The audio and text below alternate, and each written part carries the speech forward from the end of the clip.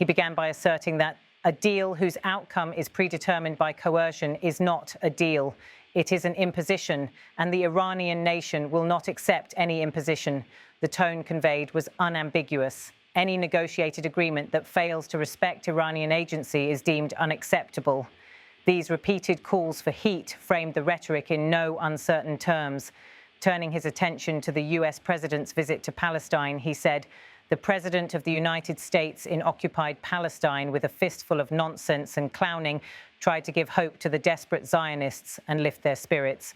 The remark reflects deep skepticism about the US role, framing the visit as one of spectacle rather than substance. He added, Trump is proud that we bombed and destroyed Iran's nuclear industry. Well, very well, keep dreaming. But why is it your business?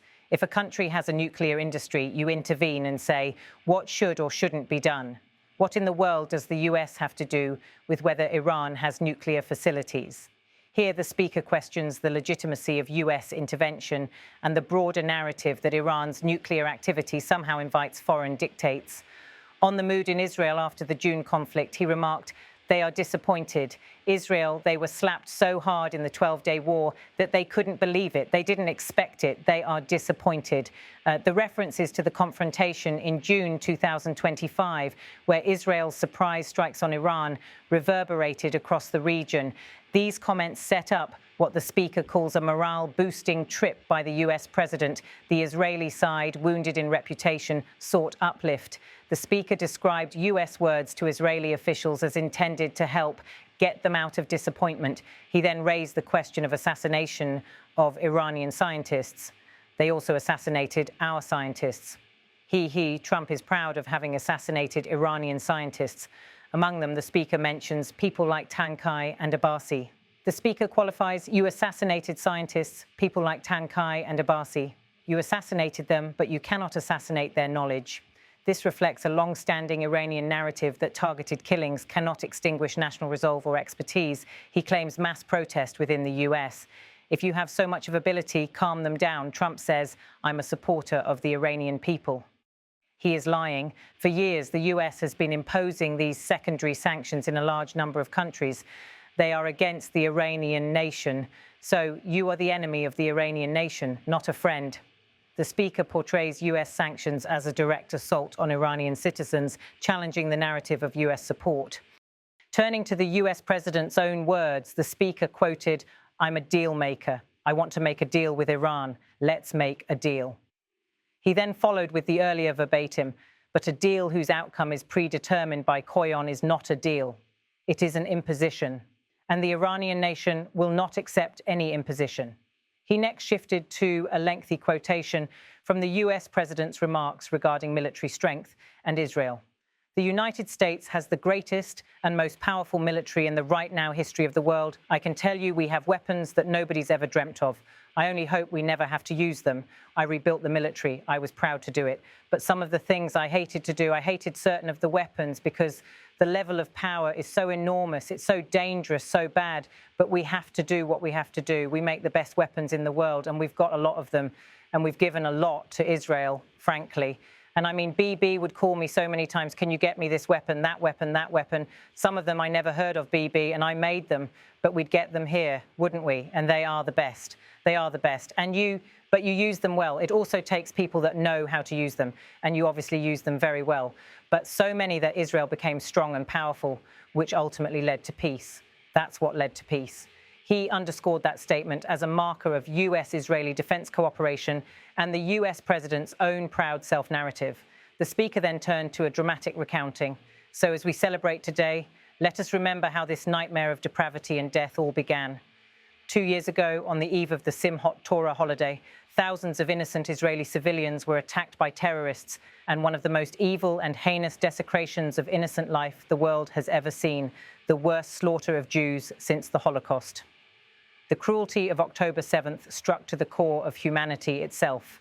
Nobody could believe what they were witnessing, he continued. The United States of America grieved alongside you, and we mourned for our own citizens who were so viciously taken that day. And to all the families whose lives were forever changed by the atrocities of that day, and all of the people of Israel, please know that America joins you in those two everlasting vows: never forget and never again, in reference to the war that followed. From October 7th until this week, Israel has been a nation at war, enduring burdens that only a proud and faithful people could withstand. It was a very tough period of time for so many families across this land. It has been years since you've known a single day of true peace. But now at last, not only for Israelis, but also for Palestinians and for many others, the long and painful nightmare is finally over.